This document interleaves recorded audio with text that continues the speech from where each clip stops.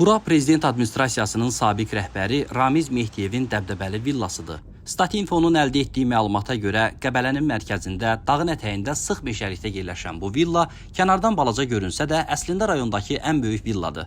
Ətrafında isə sabiq məmurlara məxsus bir neçə villa var. Ətrafı hündür ağaclarla o qədər sıx örülüb ki, kənardan aydın görüntüsünü əldə etməkdə çətinlik çəkdik. Villaya getmək üçün nəzarət postu qoyulub. Həmin postdan yalnız Mehdiyevin ailə üzvləri və villada çalışan işçilər keçə bilər.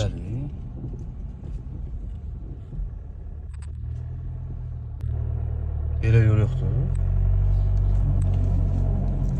Aydın məsələdir ki, icazə alıb içəri keçməmiz mümkünsüz olduğundan dolayı yolla postdan keçib villanın hündür hasarlarını çəkməyə nail olduq.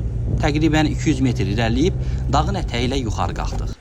Hündürlüyü 5-6 metr olan daş hasarlardan villanın harda yerləşdiyini görmək mümkünsüzdür. Girişdə 2 nəhəng darvaza var. Villanın əsas girişindən əlavə 4 avtomobil boksu da var. Görünür, Ramiz Mehdiyevin bu villası əvvəllər qonaqlı qaralı olurmuş.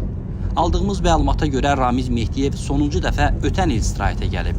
Bu il yalnız qızı və kürəkəni gəlib. Vaxtilə Mehdiyevin bu villasında tez-tez görüşlər, ziyafətlər təşkil olunmuş. Hazırda villada xadimələr, mühafizəçilər və digər xidmətçilər var. Ərazidə olduğumuz zaman öyrəndik ki, Ramiz Mehdiyevin villası 5 hektardan çox ərazini əhatə edir. Təqribən villanın 6-7 milyon qiyməti var. Pəncərələri güllə keçirməzdir. Zirzəmisinin dərinliyi 10 metrə qədərdir.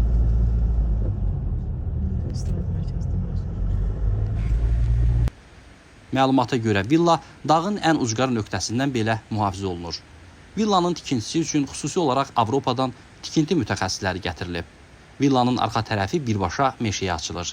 Bu səbəbdən də meşəyə qalxmaq üçün olan yol dəmir şlaqbaumla bağlanıb. Buradan da bağlayıblar, fikir verirsə. Buradan icazə yoxdur, yəni o tərəfə getməyə artıq. Buranı bağlayıblar, yəni özəlləşdirilib. 5 mərtəbədən ibarət villa meşənin dərinliyinə doğru inşa olunduğundan hasardan görünmür. Qəbələ sakinləri arasında bu məşhur villanı tanımayan çətin tapılar.